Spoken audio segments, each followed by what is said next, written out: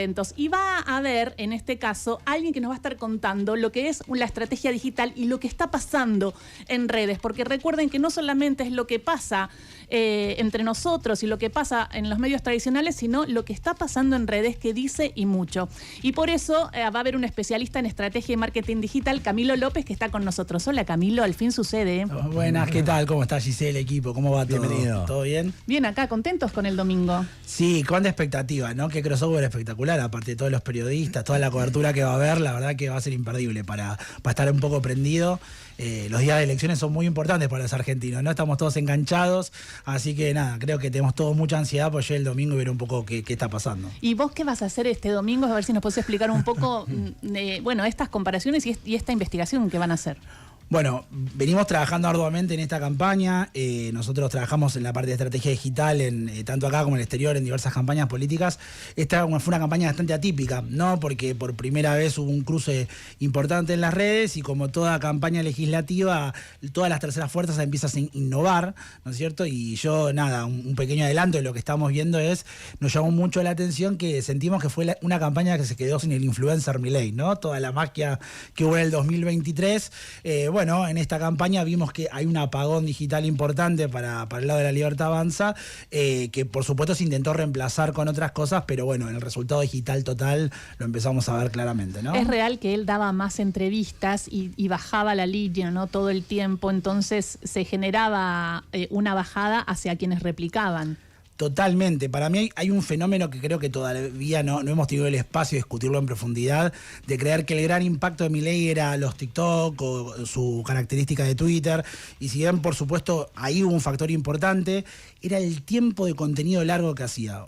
Hay algo muy notorio en el 2023, que él todo el tiempo estaba haciendo contenido. Eso generaba un gran abastecimiento de cuentas, por supuesto impulsadas, pero también mucha gente autóctona que creaba contenido a través de eso que escuchaba. Da la sensación que eso se perdió y se está notando. Al no ser candidato él. A no ser candidato él y después el histrionismo propio que tiene el presidente. Muchas veces eso se trató de reemplazar con otras estructuras comunicacionales, como puede ser el canal Carajo, pero no es lo mismo, claramente no es lo mismo. Y cuando uno ve la cadencia total, ahí hay un hueco. Y por supuesto, calculo, no es lo mismo la palabra de un candidato que tiene una cierta libertad de decir cosas que un presidente, ¿no es cierto? ¿Qué hace un estratega digital? Bueno, me gusta eso, la estrategia digital, digo, sí, porque es tan importante como la otra y nos fuimos dando cuenta. Sí. Hay un presidente. Sí, es enorme, la verdad que nuestro trabajo se cruza con un montón de aristas, pero básicamente hay tres grandes tareas que tenemos que nos dedicamos a esto. Sí. La primera de todas es garantizar ¿cuál es la mejor estrategia de presencia en el mundo digital? Muchas veces queremos abarcar todo en el mundo digital o a todos los sectores igual y eso no se puede. Entonces hay que elegir estrategias sobre qué plataformas estar, dónde poner los incentivos. Esto también tiene que ver con la característica de la campaña o del candidato, ¿no? Ese es un primer trabajo. Hay un segundo trabajo que está muy relacionado con ir midiendo y escuchando qué es lo que va pasando, porque muchas veces eso nos da como una encuesta en tiempo real, ¿no? Muchas veces se dice en los foros de la política habla un lenguaje y la gente habla otro, ¿no? En las redes eso se ve rapidísimo. Entonces muchas veces lo que creemos que se habla, en realidad la gente está hablando de otras cosas. ¿Y ahí podés virar? ¿Tenés el tiempo para virar e irte para otro lado? Tenés que trabajar rapidísimo y depende de lo coordinado o no que esté una campaña, logra impactar rápidamente, ¿no es cierto? Por supuesto que la agenda ayuda, ¿no es cierto? No es lo mismo, por ejemplo, cuando en los medios empieza a impactar algo y va tomando color y en un momento toda la conversación se tiñe de algo. Pero también es cierto que hay una tendencia y que eso depende mucho el grupo, ¿no? Lo que en marketing llamamos los clústeres, hablan distintas cosas, especialmente el segmento de 30 a 16 años, que en la Argentina ya representa casi un 30 y pico % del padrón, y que muchas veces a la política le cuesta mucho interpelar eso porque es un lenguaje totalmente diferente, se habla de manera diferente en plataformas diferentes, y además estamos en un escenario donde Internet está cambiando en tiempo real con todo lo que ocurre con la inteligencia artificial, que es algo que en las campañas anteriores era un poco prematuro, hoy es el tema en cada una de las cosas que atravesamos. Y había un punto 3, ¿era la inteligencia artificial? No, ese es un punto, pero sobre todo también es entender dónde están las oportunidades. Muchas veces, por ejemplo, las campañas se centran en, bueno, tengamos la foto en este lugar, o usamos esta plataforma para esto, y la gente está en otro lado. Entonces muchas veces una estratega tiene que encontrar donde tiene oportunidades para poder crecer. ¿Sabés qué pensaba? Una campaña que me gustó mucho, de hecho lo invitamos a Ricardo Alfonsín. Es verdad, fue sí, la campaña acá. a lo Wes Anderson, me pareció que hablaba de valores, era empática, ¿viste? En un mundo de tanto enojo y odio, un poco, había una empatía y había algo absurdo también de risa, en donde él mismo se reía de él. Y bajaba línea, pero no la vi tanto, es decir, la saturación es importante, la distribución es importante. Yo lo que me estoy dando cuenta es que muchas veces pienso en contenido, pero lo que no sabemos es cómo distribuirlo, cómo llegar. Quien sabe cómo llegar tiene mucho poder, ¿no? Es fundamental porque muchas veces una gran idea que no se cuenta es una idea que quedó en el tintero, ¿no es cierto? Ese es un ejemplo característico, ¿no? Muchas veces la creatividad, se apuesta mucho a la creatividad, las viejas campañas políticas, un gran spot o una gran idea podía girar el torno de la conversación entera. Yo les quiero contar un tema que muchas veces en las campañas nos cuesta hablarlo, ¿no? Antes, una campaña sentada decía, bueno, ¿qué idea tenemos para el spot? ¿Cuál es nuestro lema de campaña? Entonces todos repetíamos eso y se salía con eso. ¿Saben cuántos contenidos diarios produce aproximadamente una campaña provincial en la Argentina? ¿Una campaña organizada? ¿Cuántos? De piso, 500 contenidos diarios. Solo de la campaña central, más todo lo lateral. ¿En serio? De piso.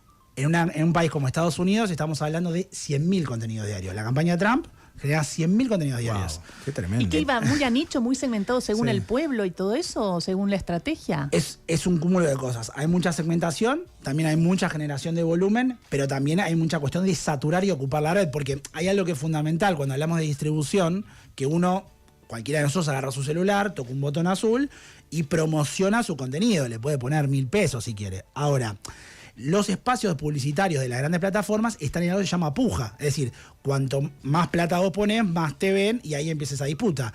Todo eso tiene una cierta lógica donde uno lo va ocupando, así como en la antigua estrategia uno ocupaba, no sé, los carteles de la calle corriendo de la General Paz. Bueno, esto ocurre algo similar. Entonces muchas veces es un dilema importante entre la creatividad, la calidad y el volumen, ¿no? Hiciste la campaña del actual presidente de Uruguay. Fuiste ganador en la estrategia digital de Yamandú Orsi. Sí, junto a un equipo muy grande que trabajó mucho, en el que estuvo Mario Riorda como consultor general y también hubo actores muy importantes de la política local. Fue una campaña importante, pero que, entre otras cosas, por ejemplo, el triunfo de Yamandú se produjo porque digitalmente logró cosas muy diferentes a las que se esperaba. Cuando, por ejemplo, toda la política estaba discutiendo en Instagram, Yamandú contó su historia en YouTube con videos largos. Entonces, ¿Videos largos? Exactamente. Contaba su historia, casi como una película. Entonces era muy interesante porque... ¿Y tenía views? Millones. Cuando esa estrategia, ¿qué pasaba? Por ejemplo, en los lugares donde hay mucha ruralidad, Uruguay tiene mucha concentración en Montevideo y en Canelones, pero después tiene un interior rural muy grande. Sí. Entonces, la gente generalmente mira mucho Facebook, pero mira mucho YouTube en la tele. De hecho, este dato es importante. Bueno, nos están viendo un montón de personas en YouTube. YouTube es la plataforma mundial que más está creciendo a nivel global y en Latinoamérica puntualmente crece 400% por año en consumo televisivo. Porque la gente reemplazó el programa por YouTube. Claro. Entonces, ¿qué pasa? Hoy por hoy, cada candidato, cada campaña tiene la posibilidad de crear su propio canal. De hecho, la disputa del futuro de los candidatos, ¿cuál va a ser? Tener su propio Netflix, por decirlo de alguna manera, que va a estar alojado en YouTube. Eso Yamandú lo vio muy rápido y, bueno, el resultado fue el que estuvo, ¿no? Ahí se me viene una pregunta y quizás vamos a tener opiniones distintas, pero hablando de contenidos largos, yo creo que Milei, candidato, lo que hacía era estar en toda la televisión como base y como plataforma, la televisión medio tradicional, después se redistribuía en YouTube y en otras redes. Pero si vos tenés que preguntarme, Milei, ¿es producto de las redes o producto de la televisión? Yo te diría que es producto de la televisión.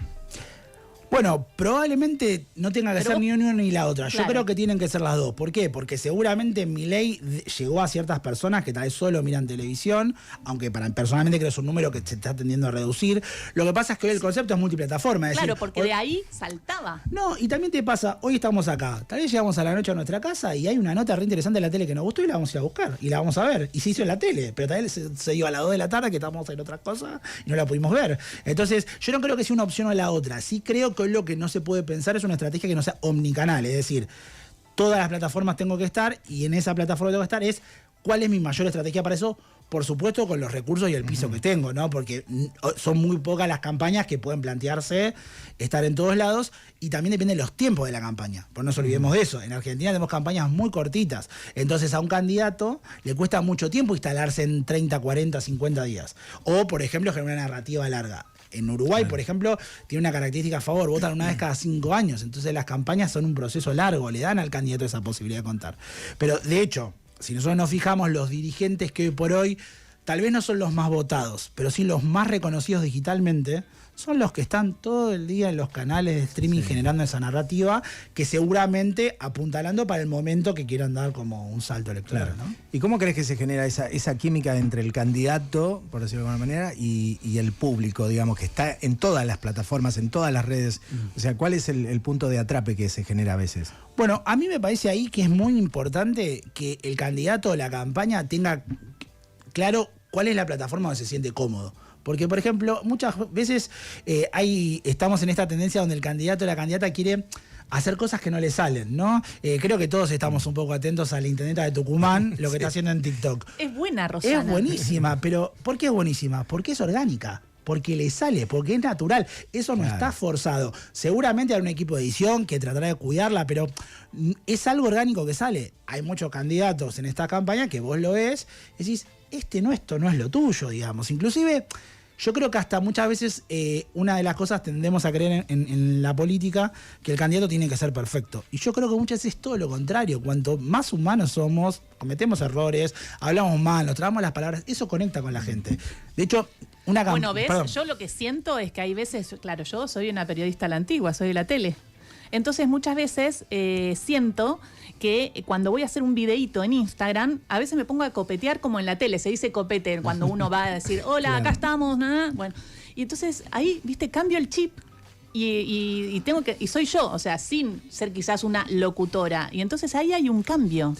Bueno, ¿te tiene que salir o no? Sí, hay un punto que tenemos que tener claro, casi como en la Matrix, que nosotros somos unos en el mundo offline y somos otros en el mundo digital. Nuestros comportamientos son diferentes, nuestra forma de consumir el contenido somos diferentes, y sobre todo, ¿qué interpretamos? Inclusive está estudiado que cómo actuamos en cada una de las redes sociales. Eso es algo que las plataformas lo tienen totalmente medido. Por ejemplo, está medido por estudios privados de Meta, que en X, por ejemplo, todos los humanos actuamos como si tuviéramos un promedio de 11 años, la preadolescencia.